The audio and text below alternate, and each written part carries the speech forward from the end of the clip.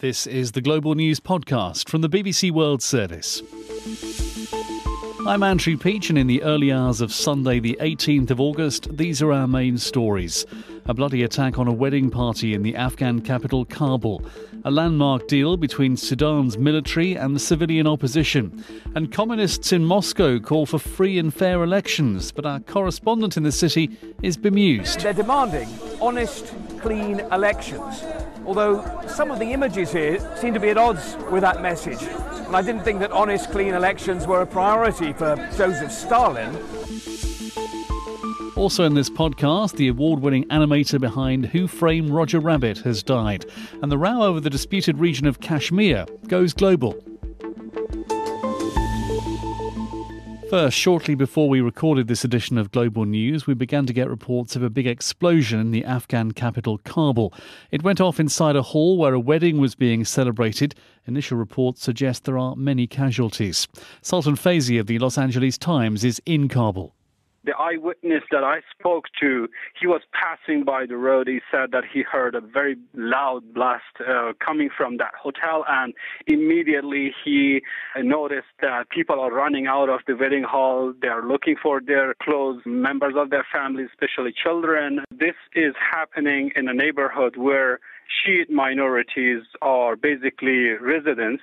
This is also taking place after a bloody attack took place back last year on 15th August. That was also in a Shiite minority school that killed dozens of students.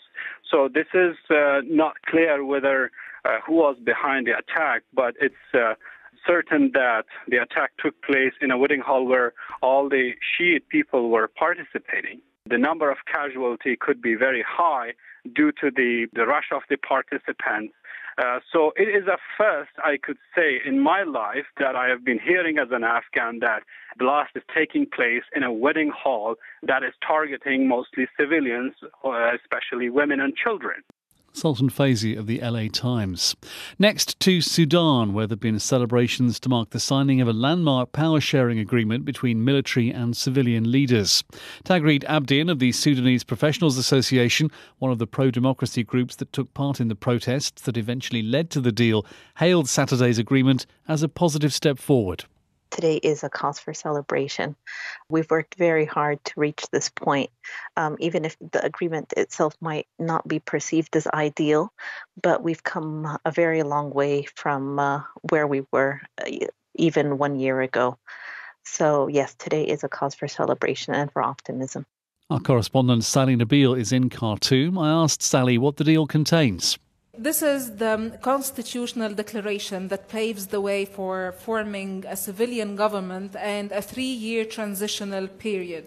After the signing that took place today, a sovereign council is due to be formed tomorrow, which is going to lead the country during the 3-year transitional period. It's formed of both civilians and military men. We expect a prime minister to be appointed in a couple of days, and then a cabinet of 20 members, 20 civilians, will be formed before the end of the month. And Sally, does everyone agree this is the right way forward? Is everyone behind this? Most of the people are, most of the political parties are. There are some parties who disagree, who refuse to recognize the constitutional declaration. For example, the Communist Party here says that this declaration does not pave the right path for a civilian government, and that the military men, they are still part of the political landscape. The new government has got to actually be able to sort out some of the problems facing people in their everyday lives. Huge problems here in Sudan. I mean, we are speaking about an inflation rate of over 50%. Chronic shortage of basic supplies. I mean, if you pass by any gas station, you would find long queues of people waiting for petrol. Prices are very high, so just the day-to-day life thing is becoming increasingly difficult for the Sudanese people. And when I talked to people a short while ago, they all talked about their daily needs, about high prices, about education, about healthcare. And some of them told me, we've been very patient, we have waited for too long. Sally Nabil with me from Khartoum. The dominant figure in Sudan's ruling military council is General Mohammed Hamdan Dagalo, better known as Hemeti. Although his official title is Vice President of the ruling military council, he's widely seen as the most powerful man in the country. He's been talking to the BBC's Zainab Badawi, who asked if the military could be trusted to stick to the agreement. In accordance with the agreement, we will stick to every single letter we have agreed on.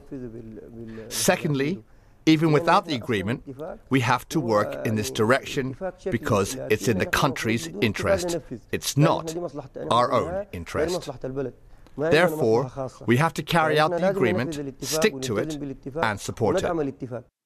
She also asked the General about those mass killings in June, which were blamed on the paramilitary Rapid Support Forces, which he commands. And this was his response. This is also an important question. After the Rapid Support Forces sided with the Sudanese people, those forces started to be targeted by systematic plotting and conspiracy to get them out of the scene. And they managed to create a rift between the people and Rapid Support Forces. They actually succeeded in that program. That was a very big plot. That plan was meant to be followed by a coup, particularly during the dispersal of the sit-in. A ready-made coup was to follow. But we didn't pay attention and we continued to assume our responsibility. But we had work to do and some information to gather until we found out who made those forces look like a killer rather than a protector. General Mohammed Hamdan Dagalo. Thousands of people have attended a rally in Moscow organised by Russia's Communist Party calling for free and fair elections. It's the latest in weeks of protests in the capital after the authorities barred opposition candidates from running in local elections next month. More than 2,000 demonstrators have been detained in recent weeks. Our correspondent in Moscow is Steve Rosenberg. I'm at a rally in Moscow that's been organised by the Russian Communist Party and other left-wing groups. They're demanding honest, clean elections, although some of the images here seem to be at odds with that message. And I didn't think that honest, clean elections were a priority for Joseph Stalin or the Soviet Union. But anyway, these kind of slogans, free and fair elections, an end to political persecution, these are the kind of slogans we've been hearing at political rallies in Moscow in recent weeks. And there's one slogan here, it says that corruption begins with dishonest elections. I get the feeling that the Communist Party is trying to jump onto the protest bandwagon. But there are far fewer people here today than there were at last week's opposition rally, which was in the same place. Still, keep an eye on the communists, because I think the Communist Party could benefit from the general wave of protest sentiment across Russia right now. Next month, Muscovites will be voting for a new parliament in their city. A whole string of opposition candidates, Kremlin critics, have been barred from taking part. But there'll be plenty of communist candidates in that election, and the Communist Party is hoping to pick up the protest votes of Muscovites. Well, across the city, it's a very different scene. The opposition wasn't given permission to hold a rally this weekend, so instead, people have decided to hold what they call single picket protests. So individuals holding up placards calling for independent candidates to be allowed to take part in the Moscow election. And for now, the police seem to be keeping their distance. We expect that protests will continue in Moscow in different forms right up to the election on September the 8th. Steve Rosenberg in Moscow. Thousands of teachers took part in a rally on the streets of Hong Kong on Saturday as pro-democracy protests there enter their 11th week. Braving heavy rain, the black-clad teachers marched under the slogan, "Safeguard the next generation, let our conscience speak." Ip Kin Yuen of the Teachers Professional Union said his delegates had felt compelled to take action. I think the teachers are angry because the government is making a lot of mistakes, and including they are treating the next generation badly, no matter in suppressing the protest using excessive forces, and also the whole thing, the extradition bill is a mistake. The teachers' rally passed off peacefully, but why have other protests in Hong Kong become so violent, and what underpins the anger we're seeing on both sides?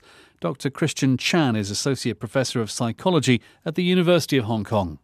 over the weeks, we've seen escalation in both the tactics used and in the rhetoric used by both sides. We see that in the police side, they're describing protesters as cockroaches, and on the other hand, protesters are describing police as dogs. And that seems to be translating in the kind of methods and the tactics and the level of violence that they are using against each other. And also we see that there are a lot of online bullying as well. So I think given dehumanization that we're seeing, as well as the sort of like an arms race, if you will, across these two groups, I think that accounts for part of the escalation in violence. So both sides are trying to portray the other side as something else. Right. And of course, this is a battle of identity as well. A lot of people are describing some of the police officers as not Hong Kongers. They suspect that we have some decoyed military officers from mainland China, and that this identity of Hong Kong, who is a Hong Konger and who isn't, seems to be playing into the escalation as well. In the course of this 11 weeks, there have been occasions where hundreds of thousands have come out onto the streets, I think 2 million on one occasion. And that was very much an intergenerational march. But the core protesters are young people. And what is it about the way in which they have grown up in Hong Kong, many of them since the handback of Hong Kong to China in 1997? What is it about their upbringing, do you think? Or is there anything about their upbringing that makes them the kind of protesters that they are today? I think that the general impression is that the sense of hope within the city in terms of their career options and in terms of the living conditions seem to be pretty grim. In particular, as everyone knows, Hong Kong remains the most unaffordable place to live in terms of the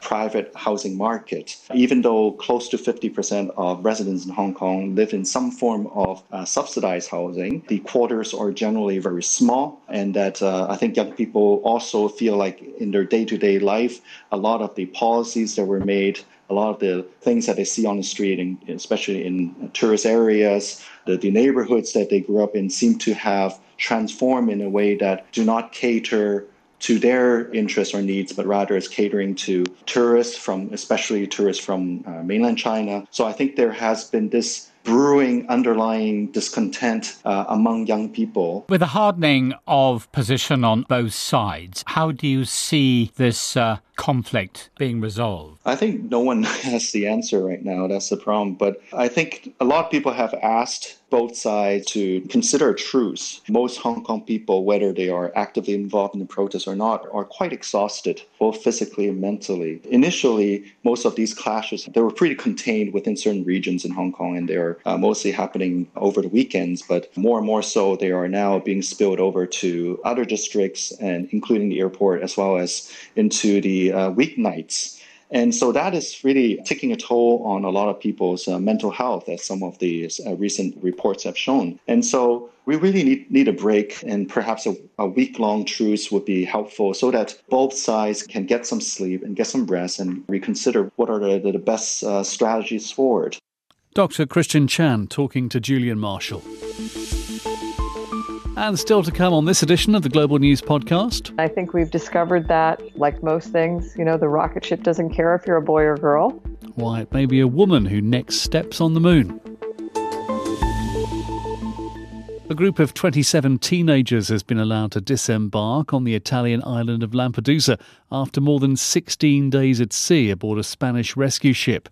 The Italian Coast Guard took them ashore, but more than 100 other migrants remain on board the vessel, which has been anchored off the coast for 3 days. Our Europe regional editor Mike Sanders told me more.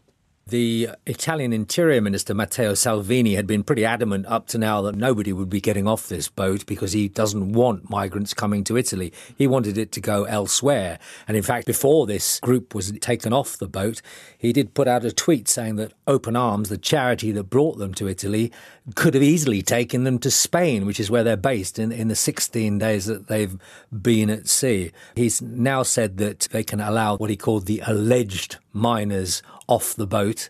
And looking at the pictures, they do seem to be a group mainly from sub-Saharan Africa. So there are still people on board this vessel. It's still not being allowed to dock in Lampedusa. And from what we know, the conditions on board are pretty awful. It's been bobbing about at anchor for about 3 days, not counting the time it was actually in the open sea. You can use your imagination, really. It's a boat that's got a crew of 19, and that's what it's designed for. And it's got very limited toilet and washing facilities, 105 migrants on board. But don't listen to me. Let's listen to Oscar Camps, who's the founder of Open Arms. And this is what he had to say about it. The situation on board is out of control. It's beyond our capacity to deal with it. Yesterday, we communicated to the caretaker Prime Minister of Spain, Pedro Sanchez, the German Chancellor Angela Merkel, the French President Emmanuel Macron, and the President of the European Parliament, David Sassoli, and all the Italian authorities that from today we cannot be held responsible nor guarantee the security of the people on board the Open Arms.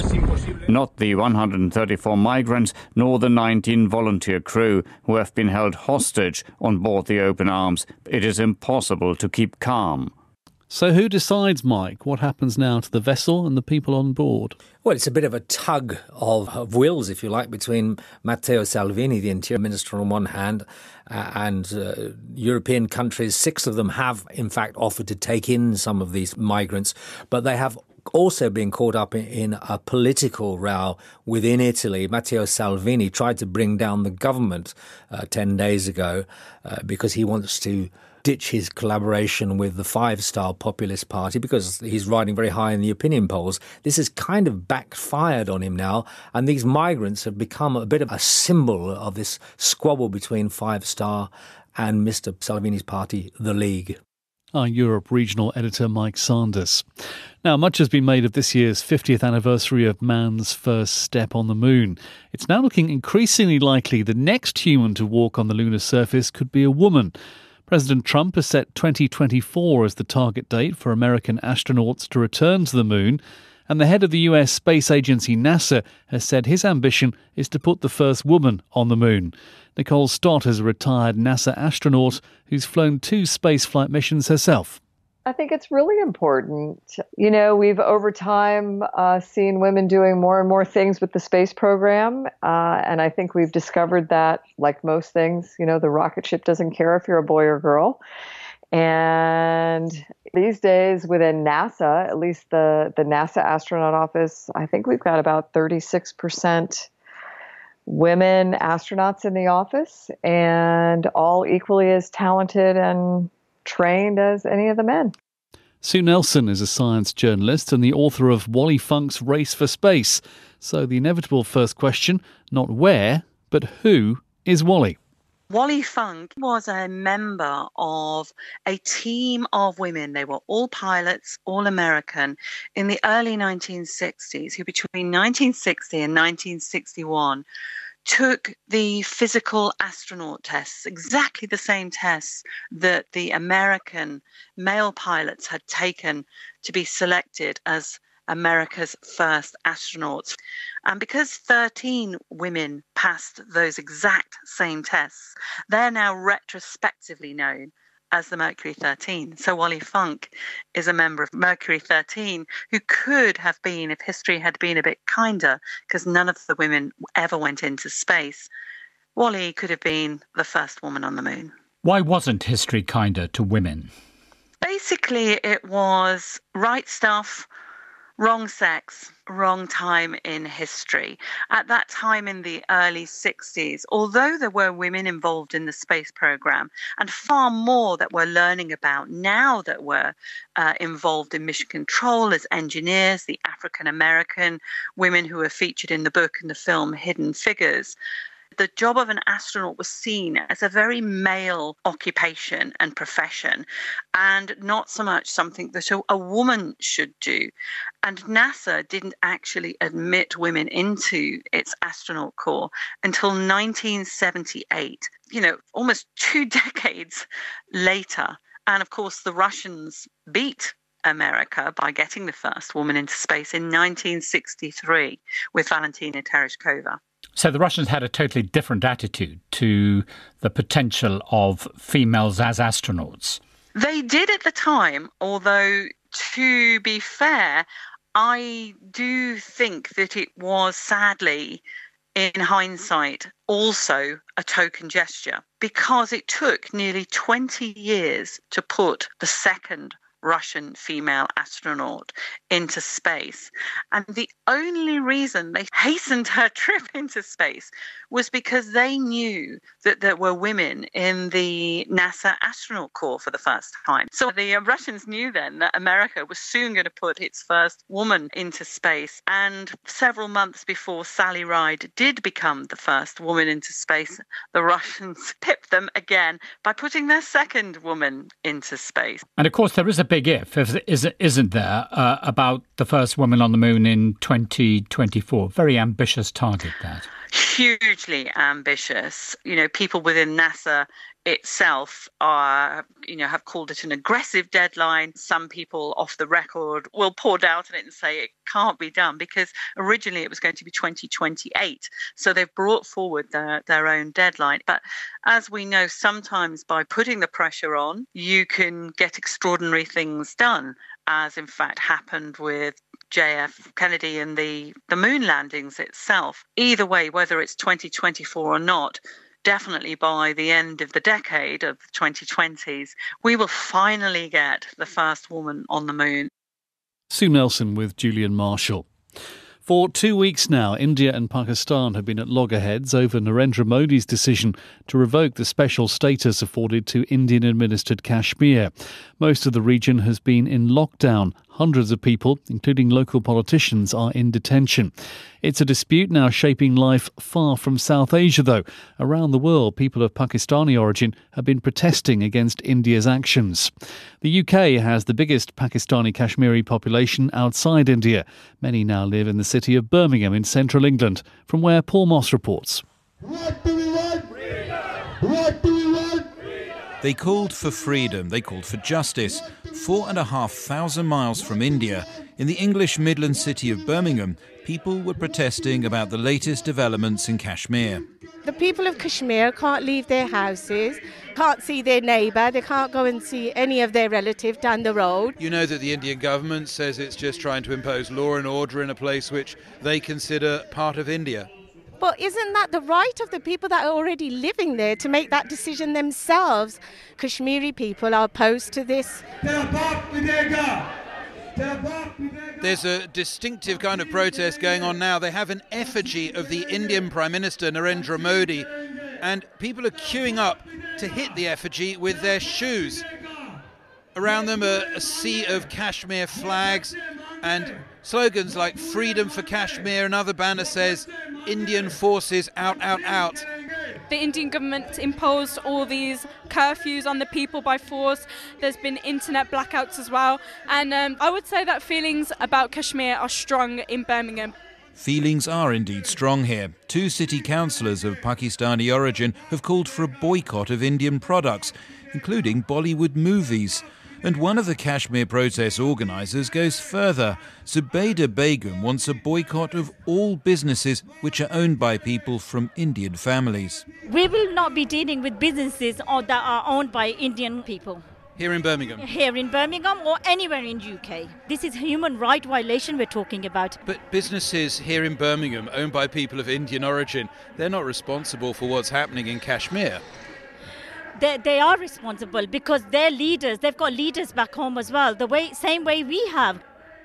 This is not the first time that tensions in Kashmir have had repercussions on the streets of Britain. The 1950s and 60s saw tens of thousands of Pakistani immigrants come to the UK, many from the Pakistan part of Kashmir. There were some among them who helped form the militant group, the Jammu and Kashmir Liberation Front. And 2 of its members then went on to kidnap and murder an Indian diplomat in Britain. But according to the writer Amardeep Bassi, the new generation of British Kashmiris is taking a more radical stance. They've seen how their parents and grandparents and uncles have campaigned for an independent Kashmir for decades, and yet nothing has happened. In fact, in some ways, the problem has got worse. It's made them even more angrier, I suppose. I visited a cafe in Birmingham, owned by a woman whose family comes originally from the Punjab area of India. She's a Sikh, but insists she has many friends of Pakistani origin. That said, when it comes to Kashmir, she supports the actions of the Indian Prime Minister Narendra Modi. He's changed the laws in Kashmir, so that's a good thing. I think what he's done is good. He's given rights to women.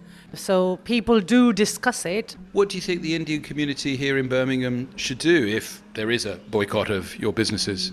If it affects them, they should do the same. They should actually boycott Pakistani businesses as well then. So it's tit for tat, I think.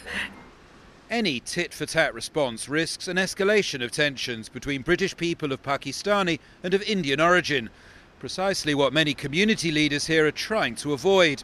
But with the issue of Kashmir having such a hold on the South Asian diaspora around the world, the only solution, some here say, is for those with different views to sit down together and to try to reach some mutual understanding.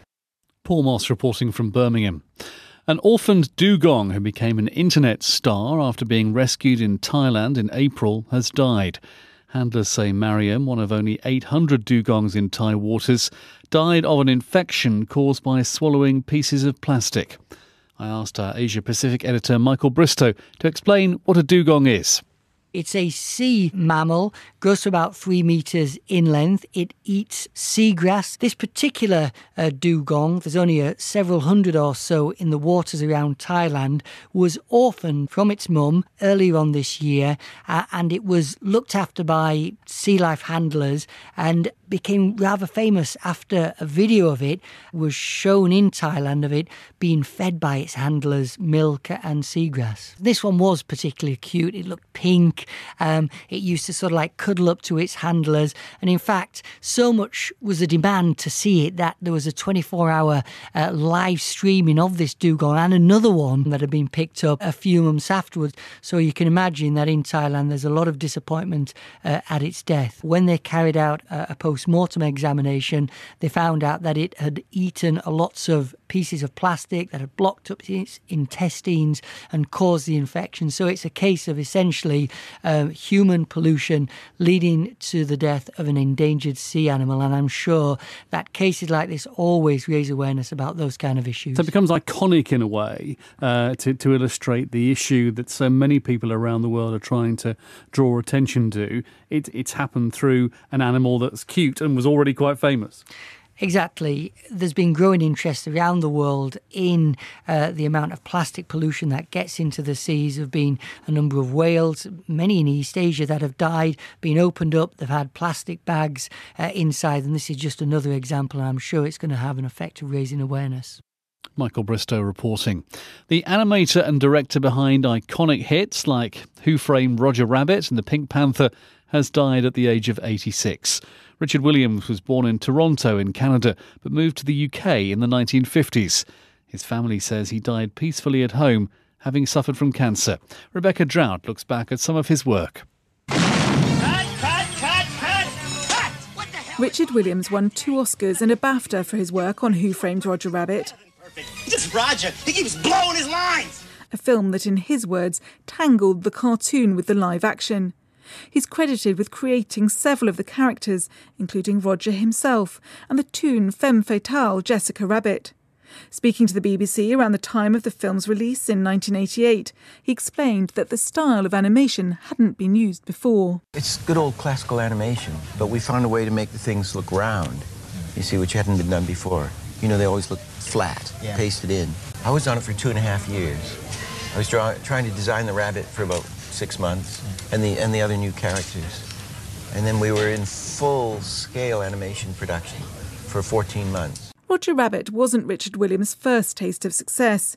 His first film, The Little Island, released in 1958, scooped a BAFTA, and his animated adaptation of Charles Dickens' A Christmas Carol in 1971 saw him take home his first Oscar. He credited Disney's Snow White, which he saw at the age of 5, as inspiring him. At the age of 15, he spent 2 days at the famous studio after showing them his drawings. During a long career, Richard Williams created the title sequences to the original Casino Royale. A funny thing happened on the way to the Forum, and also animated 2 of the later Pink Panther films.